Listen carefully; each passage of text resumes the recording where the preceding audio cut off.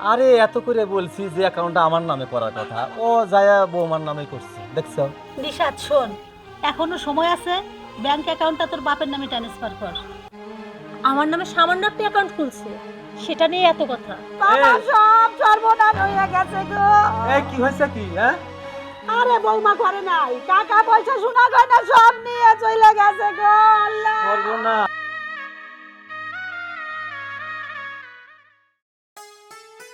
সূচনা, তুমি আমাকে বিদেশ যাওয়ার জন্য বাধা দিচ্ছ কেন?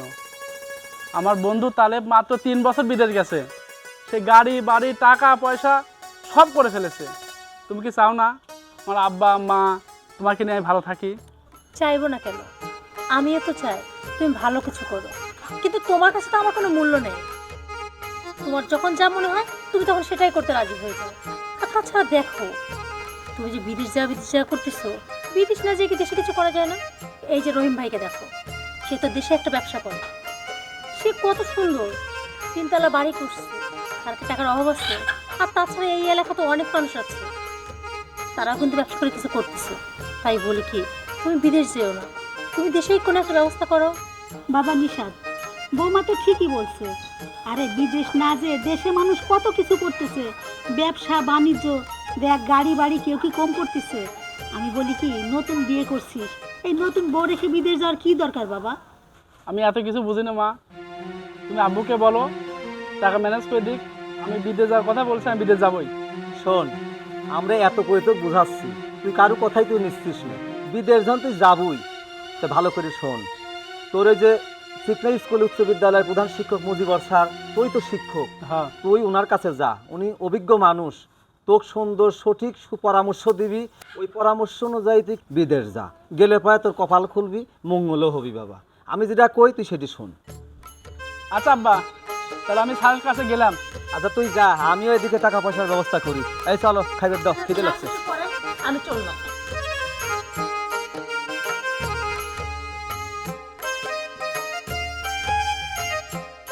স্যার, হেড স্যার বাড়িতে আছেন নাকি? স্যার, স্যার আসসালামু আলাইকুম। ওয়ালাইকুম। ও নিশাদ, জি স্যার। আসো বসো।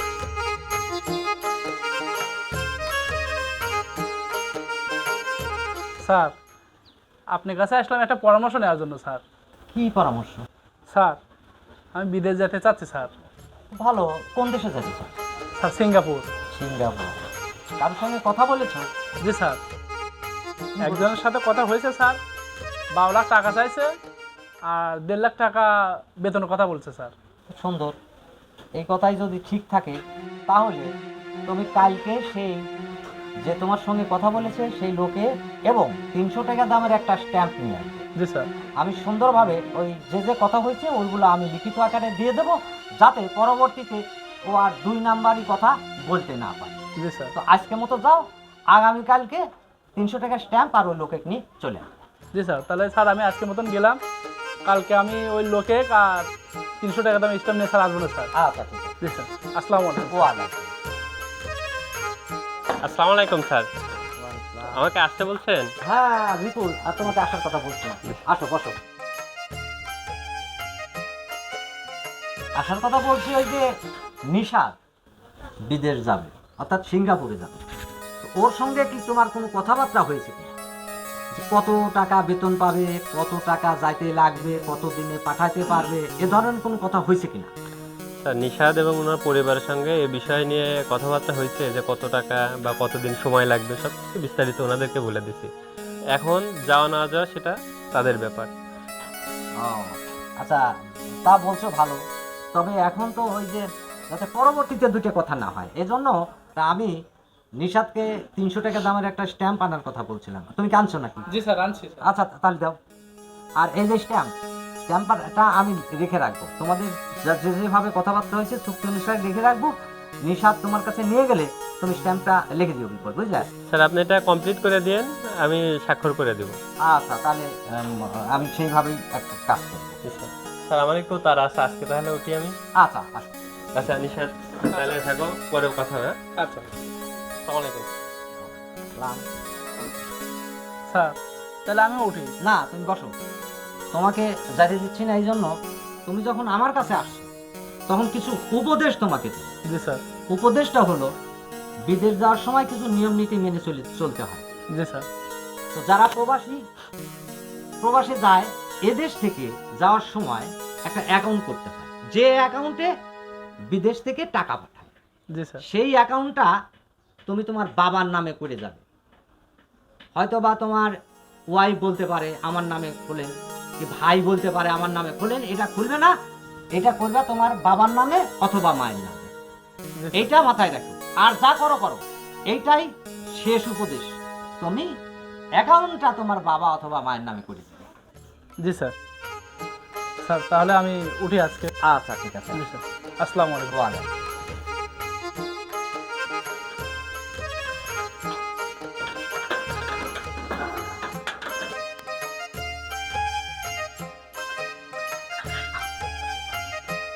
নিশাদ, আব্বা। ওই যে ব্যাংক অ্যাকাউন্ট যে করতে গেছিলি, হ্যাঁ, ওটা কার নামে করছিস? তোমার বৌমা নাই করছে আব্বা। বাহ, এত করে বললাম, তোর শিক্ষক মুজিবার স্যারও বলল যে অ্যাকাউন্টটা আমার নামে করার কথা, তুই আমার নামে না করে বৌমার নামে করে আসলো। এটা কি তুই ঠিক করছিস? সমস্যা নাই তো আব্বা, আমি প্রতি মাসে টাকা পাঠাবো আর হিসাব নেব। কি হয়েছে? আরে এত করে বলছি যে অ্যাকাউন্টটা আমার নামে করার কথা, ও যায়া বৌমার নামে করছে, দেখছো? নিশাদ শোন, তোর মতো এরকম ভুল আরো ছেলেরা করে। এই যে বোন নামে অ্যাকাউন্ট করে, বাবা মার নামে করে না। তারপরে কি হয় জানিস, 100-র মধ্যে 99 জনই ছেলে ঠকে এই বোন নামে অ্যাকাউন্ট করে। ওটা তোর মাথায় থাকতো তাহলে কি করতো? ওর মাথায় তো কিছু নাই। একজন অভিজ্ঞ মানুষ, শিক্ষিত মানুষ, তাছাড়া ওর শিক্ষক, আমি বাপ, তুমি মা, এত করে কইছি তারপরে ওই কাম করছি। শোন, আমরা তোর বাবা মা, আমরা তো তোর খারাপ চাই না। তোর বাবার নামে অ্যাকাউন্টটা খুললে সমস্যা হতো কি? সমস্যা নাই তো আম্মা। তোর কাছে সমস্যা না হয়, কিন্তু এরকম সমস্যা হয়তো কতক্ষণ। আর শোন, এখনো সময় আছে, ব্যাংক অ্যাকাউন্টটা তোর বাপের নামে ট্রান্সফার কর। বাবা, দারুণ, খুব সুন্দর। আচ্ছা, আমি কি এবারে কেউ না? আমার নামে সামান্য একটা অ্যাকাউন্ট খুলছে, সেটা নিয়ে এত কথা। অ্যাকাউন্টটা খুলছে তাতে কি হয়েছে? মহাভারত কি অশুদ্ধ হয়ে গেছে? আচ্ছা বৌমা, তুমি আমাদের পারিবারিক প্রতিটা কথা তো ফোড়ন কাটো কেন বলো তো? ও ঠিকই তো বলছেন, আমি তো আপনাদের পরিবারের মধ্যে নাকি গলাচ্ছি। আমি তো আর এই পরিবারে কেউ না, তাই না? আমি তো উড়ে এসে জুড়ে বসছি। আপনারা এই পরিবারের লোক, আমি এই পরিবারে কেউ না। যখন আপনার ছেলে বিদেশ যাওয়ার কথা হচ্ছিল, তখন তো কি সুন্দর করে আমাকে বলতেছিলেন, বৌমা দেখো 12 লাখ টাকা তো পূরণ হচ্ছে না, তোমার বাপের বাড়ি যেয়ে কিছু টাকা নিয়ে আসো। তখন তো দেখলাম শ্বশুর শাশুড়ি দুইজন মিলে আমার মাথায় হাত বুলায় বুলায় কি সুন্দর বললো। তখন আমি এই বাড়ির মানুষ, এই বাড়ির ভালোর জন্য তো বাপের বাড়ি যে আমাকে টাকা নিয়ে আসতে হবে, তাই না? আর এখন আমি এই বাড়ি কেউ হলাম না, আমি পর হয়ে গেলাম। তুমি ঠিকই কইছো, আমি 11.5 লক্ষ টাকা দিছি, আর তুমি তোমার বাবার বাড়ি থেকে 50,000 টাকা নিয়ে এসো। তুমি তো অনেক নিয়ে এসো। তুমি তো তোমার নামে তো অ্যাকাউন্টটা খোলার দরকার ছিল। ঠিকই করছে, নিশাদ ঠিকই করছে। এই শোনো, এই অ্যাকাউন্ট নিয়ে বাড়িতে যেহেতু এত অশান্তি, এত ঝামেলা, আমার নামে কোনো অ্যাকাউন্ট লাগবে না। তুমি এক কাজ করো, আজকে এক্ষুনি যাও, যা আমার নামে অ্যাকাউন্টটা বাতিল করো। আর তোমার মা বলতেছিল না তোর বাপের নামে অ্যাকাউন্ট দিতে, তাই দাও। চুপ করো তো, এটা কিন্তু একটু বেশি বলে ফেলেছো। এই কি বেশি বলতেছে? হ্যাঁ, এই যে তুমি থাকা অবস্থায় তোমার বাবা মা আমার সাথে যা শুরু করছে না, তুমি বিদেশ চলে যাওয়ার পর এই বাড়িতে তো থাকাটা আমার মুশকিল হবে। তখন তো না জানি কখন ঘাট ধাক্কা দিয়ে বাড়ি থেকে বের করে দিবে। দেখ নিশাদ, তোর সামনে এরকম কথা বলতেছে, সামান্য একটু কথা নিয়ে যদি বৌমা এরকম করে, তাহলে এই বৌমার সাথে আমরা কিভাবে থাকবো? শুধু আমার দোষটাই চোখে দেখলেন, আপনাদের তো কোনো দোষ নেই। যা খুশি করেন, আমি চললাম। শুনছো তো কথাগুলো? শুনলে তার তুই হা করে দাঁড়ায় দেখছিস কি? যা বৌমার কাছে যা। শুধু না তো ঠিকই বলছে। এইবার আরো ভালো শুনলে, আরো ভালো করে শোনো গা। কিরে বাজান, দেরি করিস কে? অনেক দূর যাওয়া লাগবে তো, ওঠ। আব্বা আইছি। নিশা তাড়াতাড়ি আয় বাবা।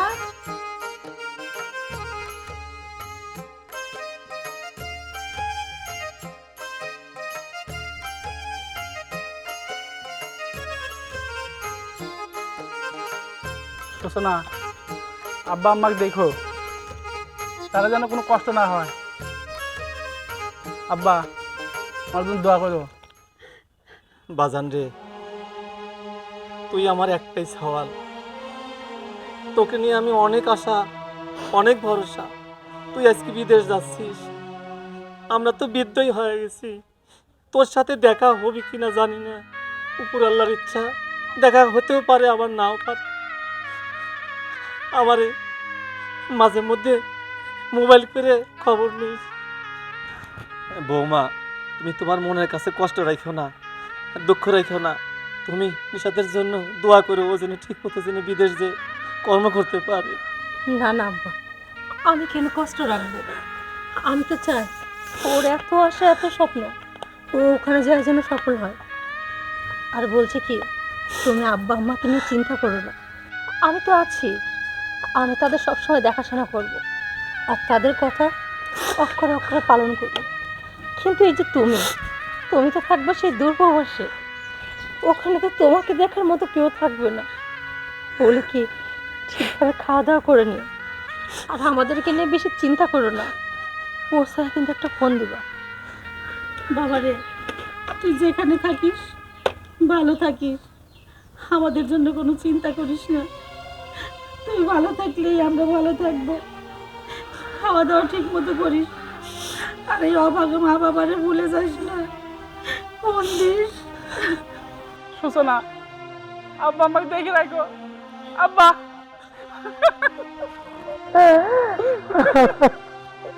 আব্বা আমার জন্য দোয়া করো আব্বা, আমি যেন তোমার মুখে হাসি ফুটাতে পারি আব্বা। চলে গেলাম মা, আমার জন্য দোয়া করো মা, তুমি ভালো থাকো মা। আমি গেলাম মা। আব্বা যাও আমি বাবা। গেলি, যাও। আমার আব্বা আমাকে দেখে রাখো, ভালো থাকো। শোনো না, তুমি তো ওইখানে চলে যাচ্ছ, এইখানে তো আমার কথা বলার মতো কোনো মানুষ থাকলো না। পারলে একটু সময় বের করে আমাকে প্রতিদিন কল দিও। আমি ফোন চাই, তোমাকে ফোন দেবো না। না কাঁদো না, তুমি কাঁদো না। আব্বা আমাকে দেখো, আব্বা আমাকে দেখে রাখো। বাজান রে, দেরি হয়ে গেছে, চল, গাড়ি ঘোড়ার ব্যাপার। চল। তুমি দেখে রাখো।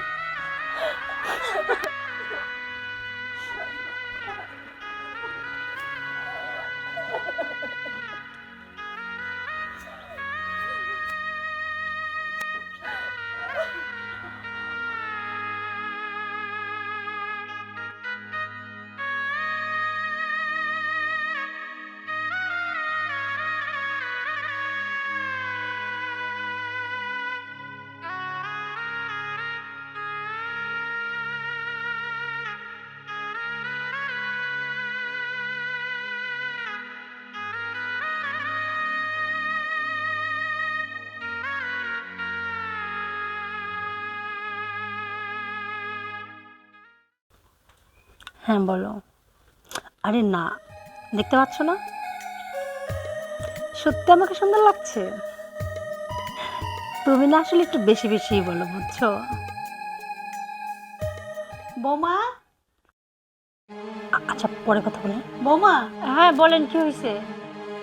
আচ্ছা তুমি আমার ছেলের সাথে একটু কথা বলে দাও না কেন বলো তো? কার সাথে কথা বলতেছো? কার সাথে আর কথা বলবো? আপনার ছেলের সাথে কথা বললাম। দেখো বৌমা, আমার নিশাত 5 বছর হলো বিদেশে গেছে, আজ পর্যন্ত তার সাথে একটু কথা বলা দিল না। কথা বলতে চাইলেই তুমি বলো যে ব্যস্ত আছে, পরে কথা বলবে। এরকম কেন করো বৌমা? আচ্ছা একটা জিনিস বুঝলাম, আপনি তোর মা হন, আপনার ছেলের সাথে কি এমন কথা বলবেন? হ্যাঁ, আর কি কথাই বা আপনার আছে যে এত কথা বলতে হবে সব সময়? আর তাছাড়া আপনার ছেলে না ভালোই আছে, আরো ব্যস্ত, আপনি এটা জানেন না? আচ্ছা ও যদি এতই ব্যস্ত থাকে তাহলে তুমি ঘন্টার পর ঘন্টা কার সাথে কথা বলো? আরে আপনার ছেলের সাথে কথা বলে, আর তাছাড়া আপনার ছেলে তো ভালো আছে, আপনি জানেন না আপনার ছেলে ব্যস্ত থাকে, যেটুকু সময় পায় আমার সাথে কথা বলে। এই যে আমার ছেলে এত ব্যস্ত থাকে, আমার সাথে একটু কথা বলার সময় পায় না, অথচ তুমি ঘন্টার পর ঘন্টা কথা বলো, আমি তো কিছুই বুঝি না। শোনেন, আপনার ছেলে আপনার সাথে কথা বলতে চায় না, এটা আপনি বোঝেন না? সে তো সময় পায় না, কখন কথা বলবে? আর তাছাড়া আপনি, এই যে আপনার ছেলে আমাকে বিয়ে করছে 3 মাস, 3 মাস পরে সে বিদেশ চলে গেল। আপনার ছেলেকে যেহেতু বিদেশে পাঠাবেন, তাহলে কেন বিয়ে দিয়েছিলেন? আগে বিদেশ পাঠাতেন, বিয়ে দেওয়ার দরকার ছিল না। বৌমা, তুমি কিন্তু ওই সীমা ছাড়িয়ে কথা বলতেছো। দেখেন, আমার যা খুশি আমি তাই করি। আমি হয় না এই বাড়িতে রইছি, আমার জায়গায় অন্য করে মেয়ে হলে কবে এই বাড়ি থেকে চলে যাইতো, তখন কি আপনাদের মান সম্মান থাকতো? বৌমা, এটা কিন্তু তোমার বেশি বেশি হয়ে যাচ্ছে। এই চুপ করেন তো, খবরদার আমার দিকে একদম টেপসের চোখ রাখায় কথা বলবেন না। এই যে নিশাতের মা, তুমি বৌমার সাথে চেঁচামেচি করতেছো কে? কি হয়েছে কি? আরে চেঁচামেচি করবো কেন? আমার নিশাত আজ 5 বছর হলো বিদেশ গেছে, একটা দিন কথা বলতে দেয় না, কথা বলতে চাইলেই বলে আপনার ছেলে ব্যস্ত আছে, পরে কথা বলবে, এখন ঘুমাচ্ছে, এটা সেটা, অথচ সে ঘন্টার পর ঘন্টা কার সাথে কথা বলে। আচ্ছা বৌমা, তোমার শাশুড়ি যে কথা বলতেছে এটা কি ঠিক? এই শোনেন, আপনারা তোর বাবা মা, মানে আমার শ্বশুর শাশুড়ি, আপনাদের খেয়ে দিয়ে কোনো কাজ নেই? এই সারাক্ষণ আমি কি করলাম না করলাম আমার পিছনে পড়ে আসছেন, আর আমি কার সাথে কথা বলবো না বলবো সেটা আমার ব্যাপার। আমি কি বাচ্চা যে আপনাদের কথা মতো আমাকে চলতে হবে? আর তাছাড়া আরেকটা জিনিস মানে ভুলে যাচ্ছেন, আমার স্বামীর ইনকামের টাকা না আপনারা চলে।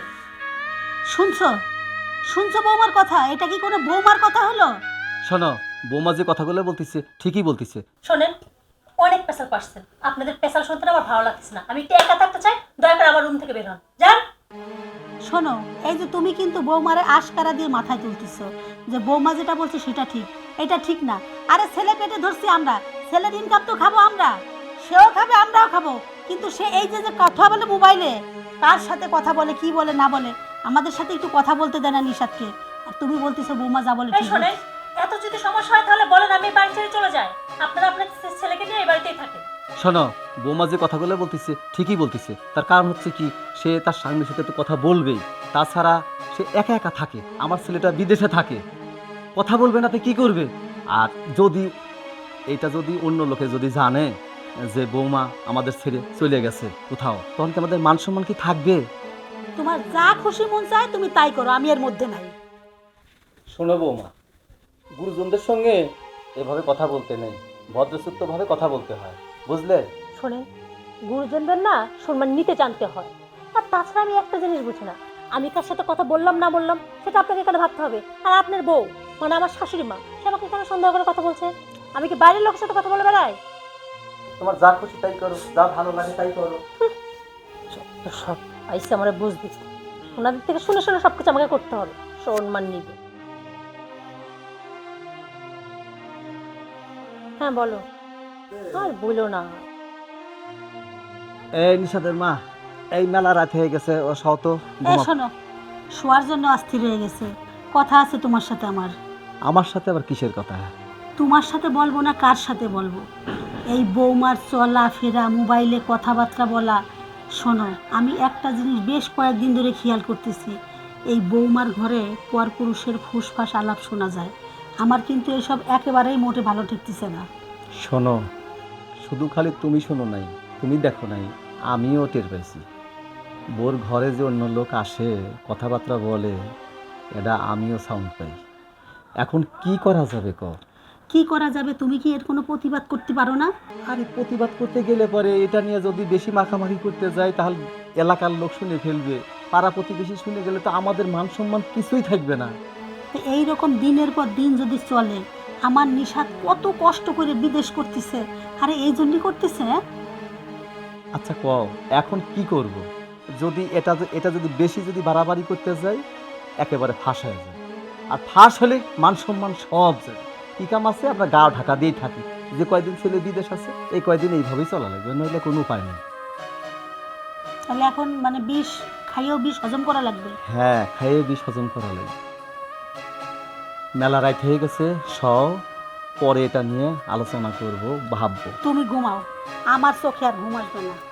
আরে আর তুমি ঘুমাও তো। কয় ঘুমাও তো।